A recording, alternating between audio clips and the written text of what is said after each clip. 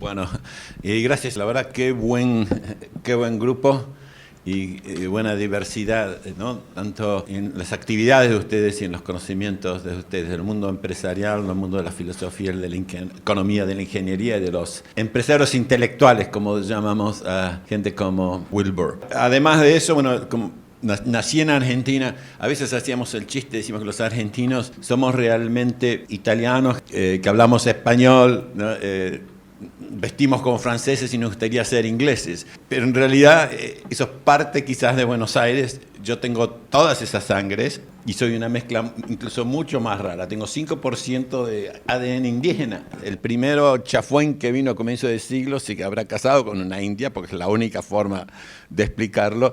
Y después realmente, ustedes ven mi ADN es como un abanico de todo el mundo. Y toda mi vida ha sido dedicada, mi vida profesional, al tema de la libertad. Para mí ha sido un enorme privilegio. Mis primeros barruntos en este tema fue realmente, Argentina era un país que siempre miraba para atrás para ver su época gloriosa, y mi compañero de tenis, el papá, había estudiado mucho a un abogado de mitad del siglo XIX que se llama Juan Bautista Alberdi, que escribió libros estupendos. Y ahí, en mis últimos años de teenager, empecé a enamorarme de la libertad. Era bautizado católico, pero fui a un colegio presbiteriano fundado en 1838, que nos trajo el fútbol, el rugby y demás cosas. Pero tengo 68 años y cuando entré en el colegio era cuando se empezaba a sacar la religión de los colegios. Yo perdí mi fe.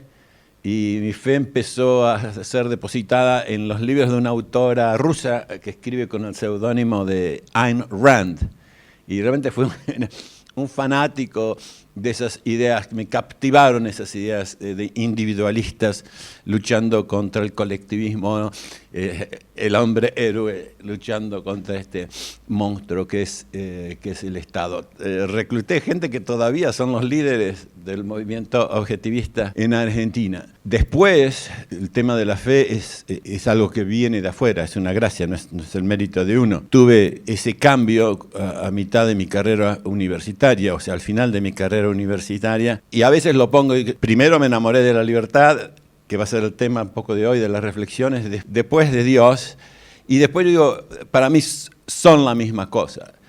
Porque si yo digo, ¿cuál es, si ustedes, cómo puedo convencerlos de que somos libres? Yo les digo, mírense a ustedes mismos. ¿No? Ustedes saben que están aquí no determinados por químicos solamente, no solamente por incentivos.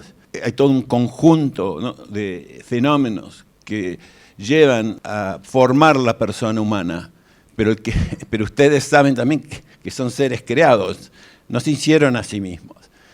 Saben también que son seres que necesitaron de los progenitores para mantenerlos. El ser humano es una de las pocas criaturas que, no sé si hay alguna otra, que no puede nacer sin que los que lo crearon lo estén nutriendo, trabajando y dándole cosas que ellos no pueden mantenerse por sí mismos.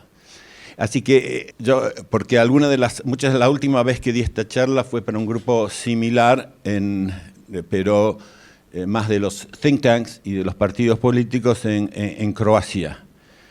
Parte de mi ADN es de Croacia. O sea, de vuelta, tengo 19% de 5 zonas de Europa y me siento en casa en muchos lugares y me siento en casa aquí. Por varias razones. Aparte tengo familia aquí en Santa Cruz, mi hermana fundó el Colegio Santo Tomás de Aquino.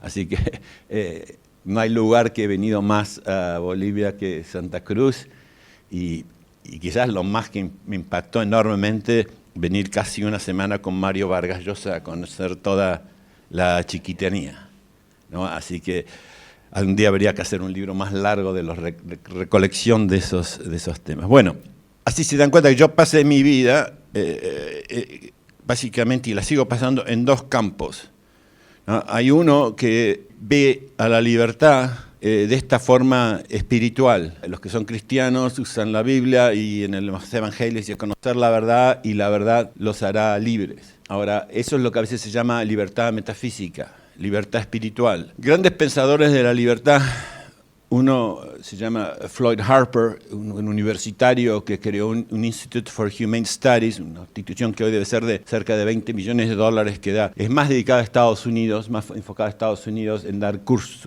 fomentar ayuda a profesores y centros de posgrado. Ha trabajado con profesores internacionales, pero es muy concentrado en Estados Unidos. El señor Harper escribió un libro muy bueno sobre la libertad, pero dice, esa libertad espiritual, mucho, no me importa, porque uno de esa forma puede ser libre en una cárcel. Y es cierto. Yo vengo de mostrar una película que hizo Acton, que se llama The Hong Konger, de un señor Jimmy Lai que se escapó de China comunista.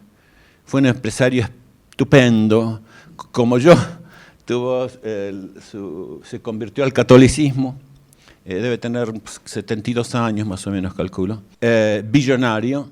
¿No? Creó una cadena de ropa, Giordano, la vendió, después pues, cuando venían las presiones, después un diario, medios, tiene hoteles, los mejores de Canadá y demás, pero cuando vio que Hong Kong iba a entrar en la órbita del Partido China Comunista, sin China Comunista respetar todos los compromisos, empezó a ayudar al movimiento de liberación y respeto de los derechos humanos. El cardenal Zen también lo ayudó.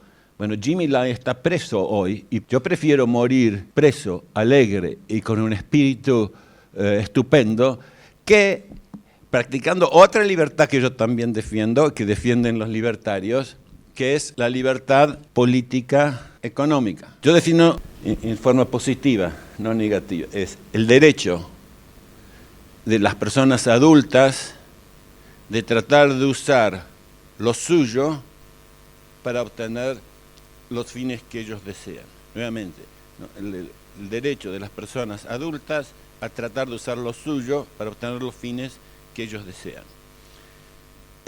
Uno creo que tiene que tener el derecho de tratar de usar una bicicleta para ir a la luna.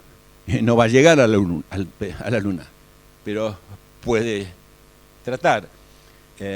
Tom Sowell, uno de los grandes economistas que tuve la suerte de conocer, ya más de 91 años brillantes, él dice, mira, podemos ignorar los hechos o la verdad. Lo que no podemos ignorar son los efectos de ignorar los hechos y la verdad. ¿No?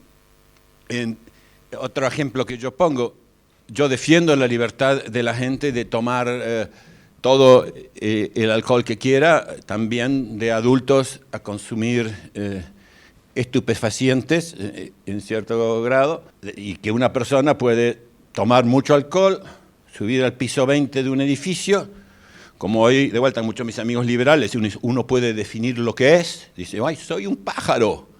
¿No? Entonces abre la ventana y me tiro. Y yo, ¡qué libre que soy! Es un abuso, en cierta forma, del tema de la libertad. O sea, es un pobre diablo, es un pobre esclavo de sus adicciones. No está viviendo de acuerdo a su naturaleza, a lo que es la verdad de la persona humana. Y mi sueño y mi aventura intelectual ha sido la de trabajar y entender estos dos aspectos de la libertad, ¿no? Y que se junten y que se retroalimenten, ¿no? Eso es como veo yo la libertad. Bueno, como ustedes son filósofos y cientistas sociales, no sabía que había tantos filósofos. En uno de mis primeros papers académicos lo hice para un concurso de la Mont Pelerin en 1986. Yo fui el miembro más joven de la Mont Pelerin en 1980 y fui nominado por uno de los fundadores, Leonard Reed, y por Musa Yao. Y en el 86 teníamos una reunión en Mont Pelerin, era en el Valle de Aosta, en el norte de Italia, precioso. Y hicimos un concurso de ensayos y tengo un paper que se llama La economía como filosofía de la libertad. Después podemos elaborar más y está publicado en el Journal del Centro de Estudios Públicos de Chile y creo que lo subí a Academia EDU. Pero para mí la economía como ciencia, como nos enseña ¿qué es lo que podemos aprender de la acción humana? La acción humana es la acción libre e inteligente y con propósito, así como lo define, ¿no? Murray Rothbard, Ludwig von Mises y también Santo Tomás, está describiendo un aspecto de la libertad. Para mí es importantísimo, es muy distinto de lo que aprendemos con la econometría, que para mí es como historia reciente de los fenómenos económicos. La otra cosa que pasó en esa reunión, y que no lo tenía en mis notas y no lo mencioné en Croacia, un filósofo que se llama Vittorio Mathieu, tiene un libro sobre filosofía del dinero y demás, le habla a todo este grupo internacional y dice, bueno, ustedes dicen que son liberales, pero la mayoría, ustedes son economistas, y la economía es una ciencia positiva, pero la libertad es un valor, y van a necesitar una ontología, una teleología. Entonces, ¿dónde ponen la libertad? Fue muy interesante porque creo que en esa misma reunión el presidente o un expresidente de la Sociedad Montpellier era un japonés chicagense totalmente positivista y popperiano con mal inglés. ¿Qué son estas palabras? Dice, ontología, teleología, ¿qué tiene que...? O sea, ¿se dan cuenta la enorme división que existe, y todavía existe lamentablemente en nuestro mundo de la libertad?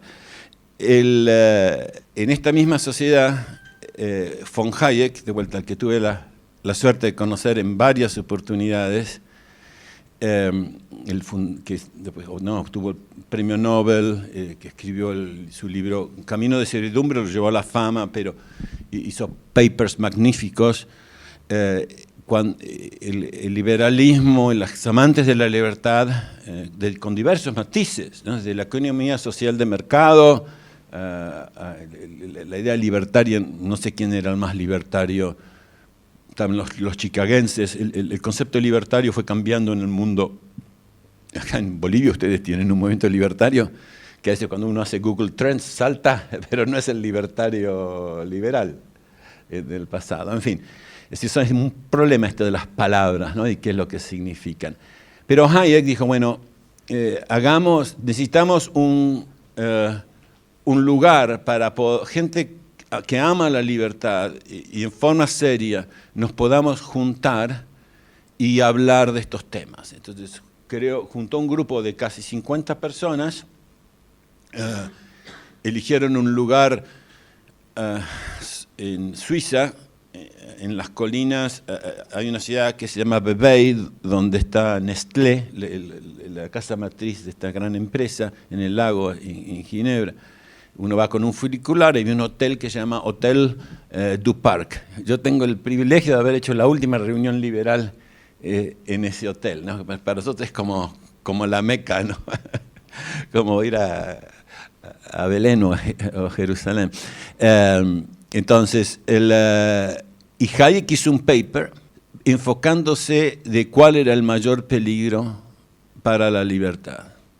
Y dijo, lo que estaban haciendo los liberales, especialmente en el continente, de denigrar y no tomar nada que vaya más de lo que aprendemos por la razón, y no escuchar y atraer a los que encuentran verdad en lo que viene de la tradición y de la religión, los estaba llevando a esa gente a campos reaccionarios en los que tampoco se sienten completamente a gusto, pero que se sentían expulsados del mundo liberal. Y termina diciendo, mientras esto continúe, no veo oportunidad para el mundo libre. Esto lo volvió a repetir casi 10 años en sus discursos importantes, lo volvió a repetir y machacar. Mi organización, Acton, y yo la considero más mía que Atlas. Atlas la fundó un inglés, Sir Anthony Fisher. Yo la conocí después de que nació. De paso lo conocí a Fisher en el 80, un año antes de la fundación. Atlas se fundó en el 81. Y el Acton se fundó en 1990. Porque cuando yo llego a Estados Unidos, en 1985, yo había escribí un libro sobre las raíces cristianas de la economía de mercado, basado en los escolásticos y parte acá.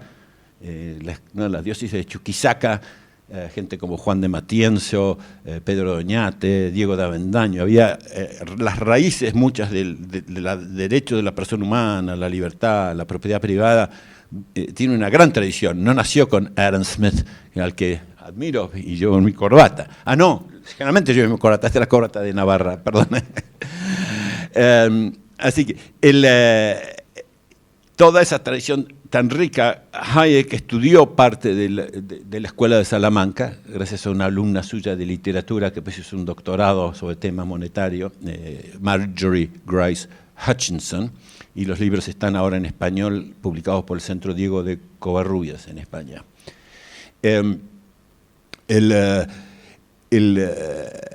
Si ustedes quieren profundizar en ese tema, y después puedo mandarte un email con los links, pero si van a chafuén.com debería estar esto. En la revista Nuevas Tendencias de la Universidad de Navarra está esto que estoy explicando de Hayek, diciendo el peligro para la libertad de que los liberales no le abran sus puertas a los que piensan que uno puede aprender por la religión, por la tradición, por lo que viene de la cultura. Acuérdense que Hayek, que siempre creía en la razón, pero pensaba que la razón no es creadora de la verdad, ¿no? Y que había límites a lo que uno no era el campeón del racionalismo, pero obviamente cree que la razón es esencial, ¿no? para la persona humana. El siguiente punto que quiero un poquito enfatizar es, de vuelta, el concepto de la persona humana, porque empecé diciéndoles, reflexionen ustedes sobre ustedes mismos, y me parece que eso es lo que mejor puedo decirles para que crean o acepten que el ser humano es libre. Porque la persona humana es la unidad de pensamiento, la unidad de análisis de cada uno de ustedes y de las ciencias sociales, y tú como empresario también, ¿no? Cómo actúa el consumidor y demás. Les dije que me había enamorado del individualismo, y la palabra individualismo, Hayek tiene un paper que se llama Individualismo verdadero y falso, y hace la comparación entre el individualismo francés y el individualismo anglosajón. Pero no es más complejo, para mí, no francés, sino continental. Porque la palabra individuo viene del latín, indivisus. ¿Qué quiere decir? Que un individuo es un ente que si uno lo divide, pierde su esencia, ¿no? Una vaca es un individuo. Uno corta una vaca en dos, no tiene dos vaquitas. Uno corta un tronco en dos y tiene dos tronquitos. El ser humano es un individuo, pero es mucho más. Tiene ahí los individualistas y los personalistas, que es la palabra que ahora uso más yo, la persona humana más que el individuo, tiene razón, tiene libertad, pero es también un ser creado, es un ser social y es un ser espiritual. Somos más que químicos que hacen clic, clac. Sé que estamos aprendiendo muchísimo de la neurociencia. La fundación de la que soy miembro desde mucho tiempo, Templeton, ¿no? ha dado cientos de millones al estudio, ¿no? de la neurociencia, pero eso no significa que la verdad esencial de la libertad de la persona humana desaparece, ¿no? Estamos condicionados por el ambiente, por nuestro ADN condicionado, incentivados, pero no completamente determinados. Así que esto de vuelta es algo que tenemos que tener en cuenta. La palabra persona tampoco, ¿cómo se llama? De origen tampoco es perfecta. Viene de la máscara que usaban, ¿no? Los actores. Y es un poquito que, de vuelta, tiene su verdad también. En inglés tenemos una frase, ríe y todo el mundo se reirá contigo, ¿no? Y llora y llorarás solos. Entonces hay técnicas, cuando deciden mal, esté alegre, por más que vayan mal las cosas, ¿no? Esté alegre, porque se crea como una especie de retroalimentación, ¿no? Y el Juan Pablo II, antes de ser Papa, Carlo Wojtyla tiene un libro dificilísimo, se llama La persona actuante, The Acting Person. Creo que Harvard le dio un doctorado honoris causa por ese libro. Y a mí me tocó hacer un seminario comparando Human Action con The Acting Person. Von Mises parecía un libro de cuentos, tanto más simple que... Pero la cuestión, pero ese libro, básicamente, Wojtyla dice que somos unos seres que cada vez que actuamos nos vamos, en cierta forma, haciendo. Pero, a mi juicio, el concepto de persona es mucho más rico. Y a los que están en política, el tema que el liberalismo empezó a ser capturado por economistas, a mi juicio fue muy negativo, porque solo nos manejamos por ese concepto de adultos maximizadores de beneficios, como la unidad de análisis. Y eso a mi juicio, lo mismo que defender nuestros principios. Yo prefiero hablar de libertad, de economía libre, no de capitalismo. Capitalismo lo empujaron los marxistas y Mises de peleador, lo usó como palabra, pero en sus libros von Mises dice que la palabra que mejor define el sistema de la libertad es el sistema de cooperación social. Otro héroe, Henry Hazlitt, que escribió libros estupendos de economía, por más que él era un más escritor, era editor del New York Times, miren cómo cambian los mundos. La palabra que él decía que mejor define el sistema nuestro es mutualismo. Fíjense, si yo empiezo a usar esas palabras, los liberales, y Alejandro ya dejó el liberalismo por completo, pero jugamos con las palabras del enemigo. Yo nunca daría mi vida por un bien de capital, por una máquina de escribir, pero por la libertad de mis hijos, yo no dejo de hacer nada. Entender eso para mí es esencial.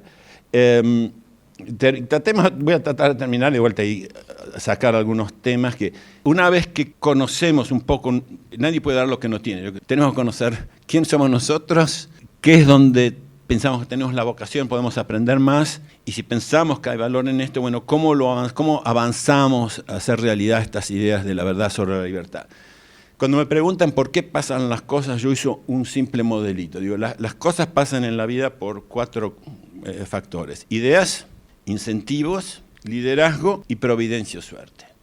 A los que trabajamos en las ideas siempre nos gusta decir ideas sobre todo, ¿no? A los economistas austríacos o de Chicago, además no nos gusta Keynes, pero casi todos mis amigos siempre citan a Keynes cuando dice que lo que pasa en la vida, ¿no? y en la política, ellos piensan que son independientes, pero generalmente es influido por las ideas de economistas antiguos ya muertos. De vuelta, pero obviamente que las ideas son esenciales porque actuamos pensando, bueno, yo sé que mis ideas me dicen que funcionan los transportes, que Sergio es reliable, que sé que lo que dice lo hace, que me va a venir a buscar, que yo al hablar a ustedes puedo tratar de expandir mi grado de conocimiento y viceversa. Siempre las ideas mueven. Pero hay un lema en una de las escuelas de negocios más importantes de Francia que dice: las ideas sin acción son solo ideas. Necesitamos seres humanos en diversos campos, líderes que lleven, y todos somos líderes en cierta forma, ¿no?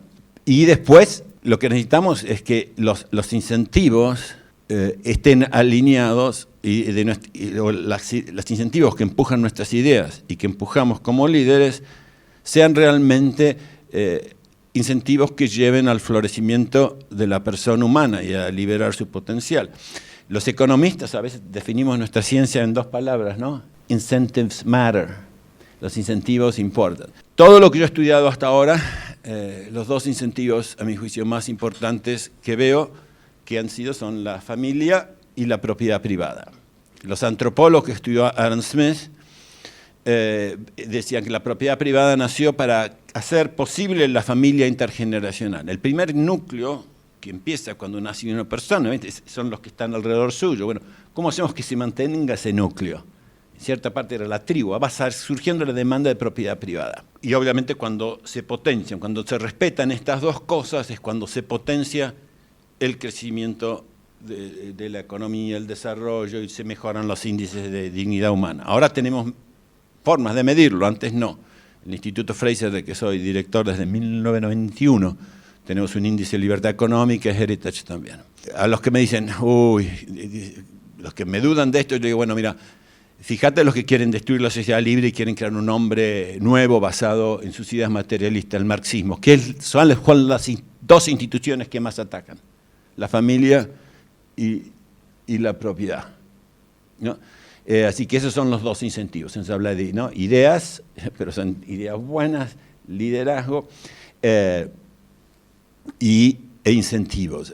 Existe la providencia o la suerte. El tsunami, un ejemplo que doy, el tsunami que hubo en Japón causó la destrucción de una central nuclear. El impacto fue tal que en un país, Alemania, el más importante económico de Europa, causó tal problema que hasta los liberales dijeron horrorizarse, ¿viste?, de la energía nuclear y demás. Para mí es un tema opinable la energía nuclear. Decidieron casarse con Putin y la mafia de Putin, a punto de que el primer ministro Schröder, ¿viste?, jefe de la empresa de Rosneft, ¿no?, hasta hoy, sin pedir perdón, ¿no?, decidieron darle el ok y empujar a Nord Stream 2, por más de todo lo que le dijo el anterior presidente de Estados Unidos, lo que iba a pasar. Y miren, estamos al borde de una conflagración nuclear por cosas que quizás la providencia, que era un incentivo negativo, ¿no? Pero yo soy creyente, pero más que rezar no se puede hacer en ese tema. Entonces, termino simplemente, hay autores, esto más de ciencias sociales, filósofos políticos, no sé cómo llaman ustedes a Alexis de Tocqueville.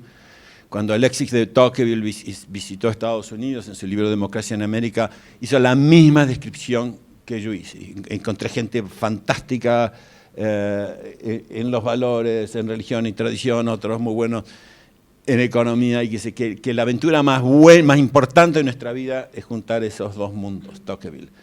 El libro más leído casi en Occidente en los liberales es La Ley, de un francés que se llamaba Frédéric Bastiat, se llama La Ley.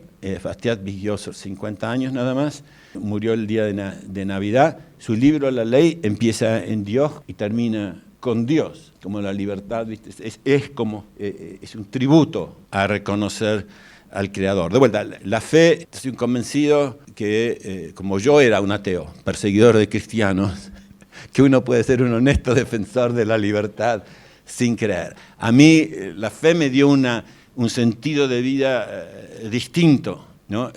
Le pido a los científicos sociales que al menos que sepan que existe ese mundo, ¿no? Y bueno, y que lo mejor que pueden hacer cada uno de nosotros es realmente trabajar con rigurosidad científica, con seriedad, con respeto en cada uno de los campos, ¿no? Y de esa forma contribuir a tratar de hacer un mundo con más verdadera libertad. Así que muchas gracias por la atención.